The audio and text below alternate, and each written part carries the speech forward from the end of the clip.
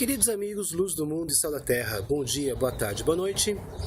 Meu nome é Dario Bueno e também sou conhecido como Burro. Fui vereador em Jacareí, cidade do interior do estado de São Paulo. Como a gente sempre começa a nossa conversa do Voto Educa, né? Salmo 144, bem-aventurado é o povo cujo Deus é o Senhor. Hoje é 7 de setembro, né? Dia da independência do Brasil. Dia que temos esse feriado cívico, né? E esse ano, 2014, mais do que comemorar um fato, um evento histórico, a gente está convocado, né? Nós brasileiros estamos convocados para participar da história, elegendo o Congresso Nacional, o Presidente da República, o Governador dos Estados e os deputados estaduais, né? E o senador também, né? Então, deputados federais, toda essa composição. Mas a gente, 7 de setembro, a gente festeja a independência e a gente precisa, né, lembrar um pouco, né? Independência do quê, né? Nossa independência, ela foi uma ruptura administrativa com Portugal, né? Fora isso, ser uma ruptura administrativa, eu acho que as mudanças que tivemos como consequências, elas foram insignificantes, né? Nos separamos de Portugal, né? Assim, o Brasil tem 500 anos, um pouco mais de 500 anos de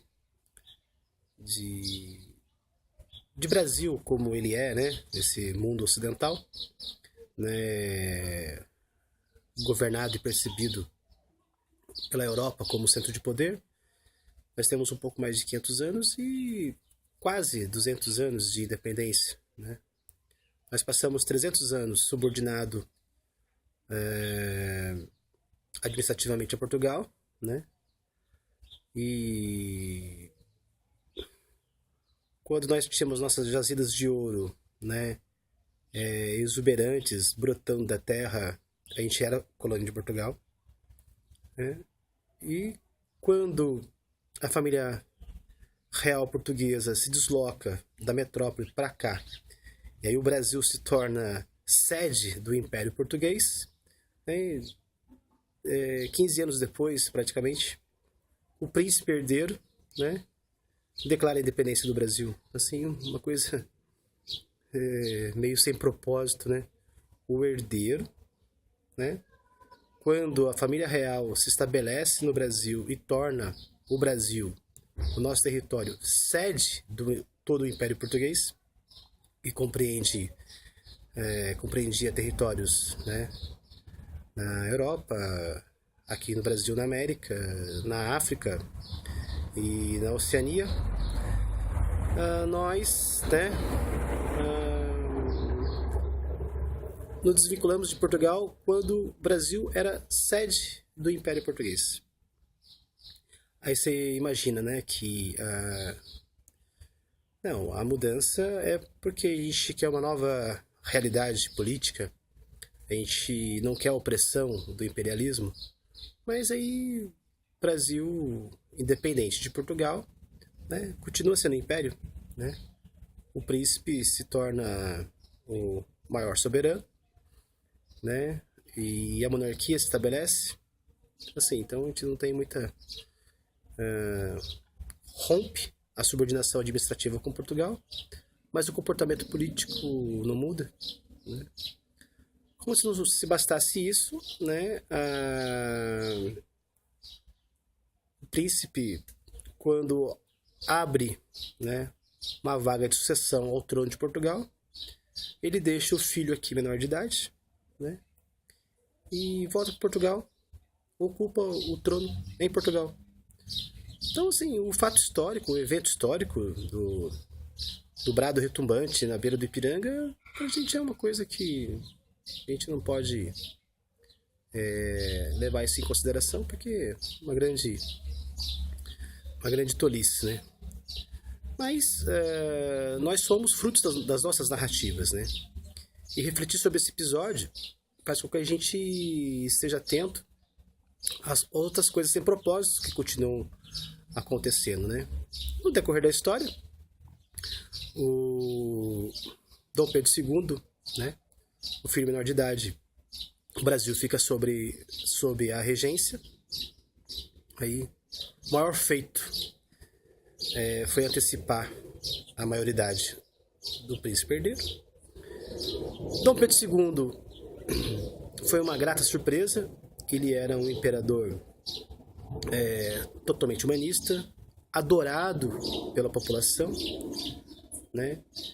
E fez, né, constituiu um governo, uma monarquia constitucional, né, parlamentarista, né?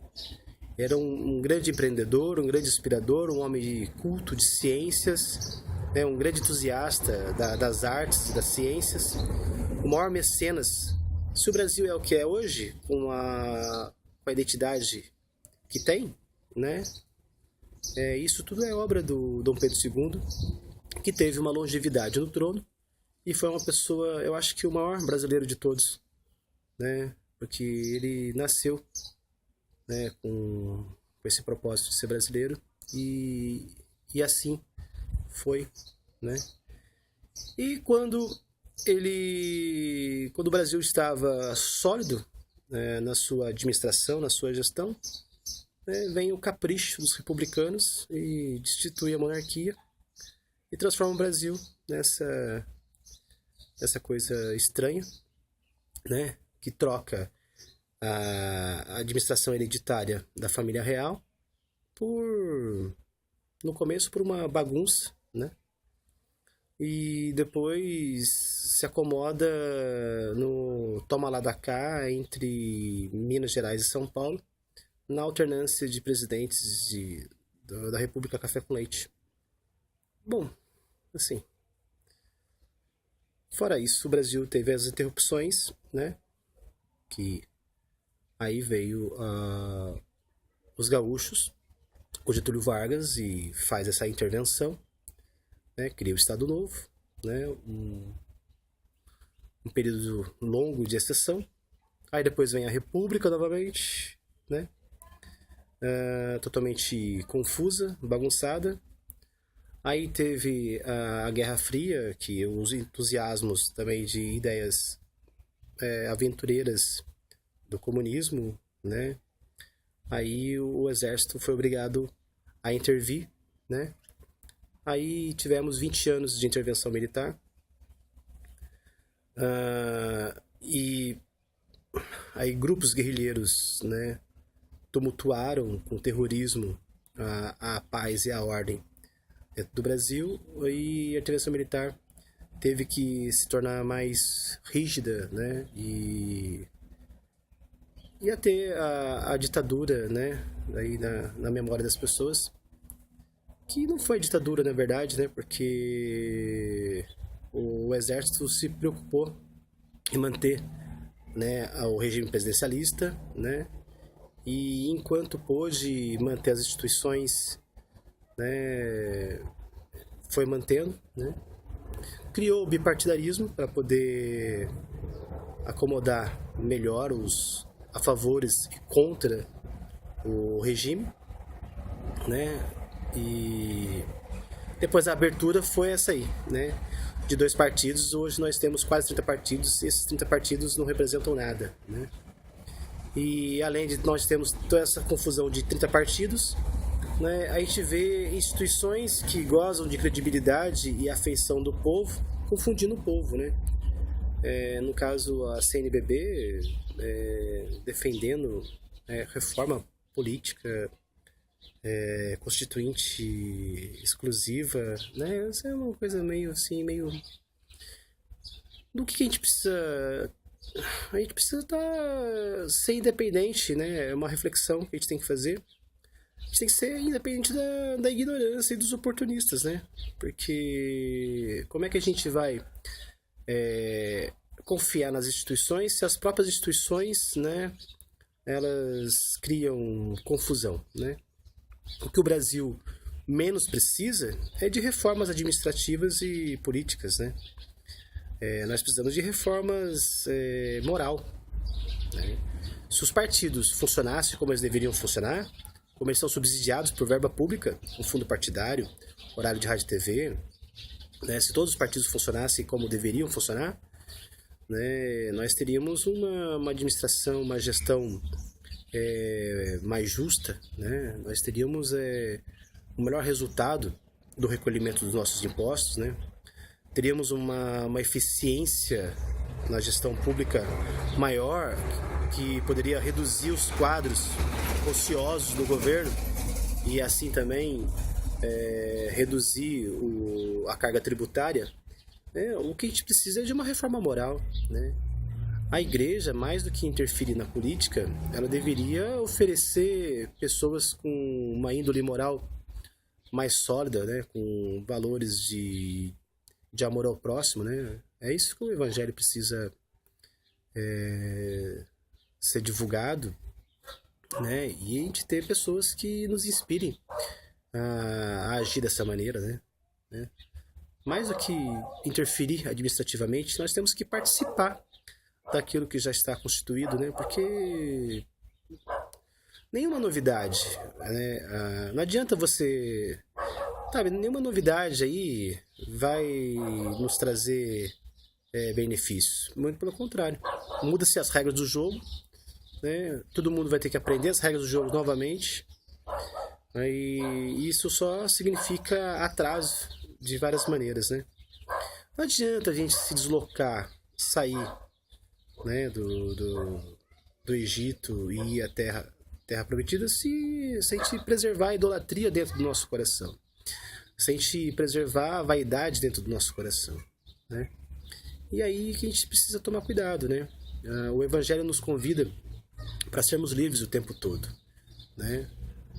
Moisés, quando libertou o povo hebreu do Egito, né, inspirado por Deus, né, abriu um caminho, né, para que o Evangelho se consolidasse, né?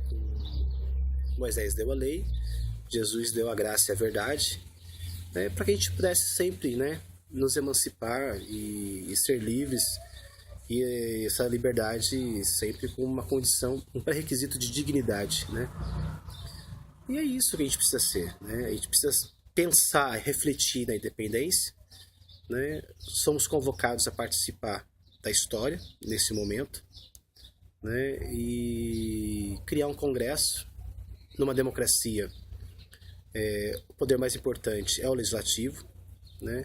A gente precisa, a partir dos candidatos disponíveis, ter critérios para fazer a escolha mais adequada, né? Então, assim, e também a eleição para o Congresso, para o cargo público, né, não é também um processo de beatificação, né? Quem vai ganhar a eleição não vai ser o melhor homem do Brasil, a melhor mulher do Brasil, e sim um dos inscritos, né? E para se inscrever, né, para ser candidato, é preciso da atuação dos partidos. Os partidos hoje são corruptos, né, só oferece corrupção. É o caso aí da Petrobras, né, tem políticos envolvidos em todos os partidos. E isso acontece por quê? Pela desorganização partidária. E essa desorganização partidária é o que a gente precisa, né, com a nossa participação, esclarecimento, mudar. A nossa reforma tem que ser moral, né?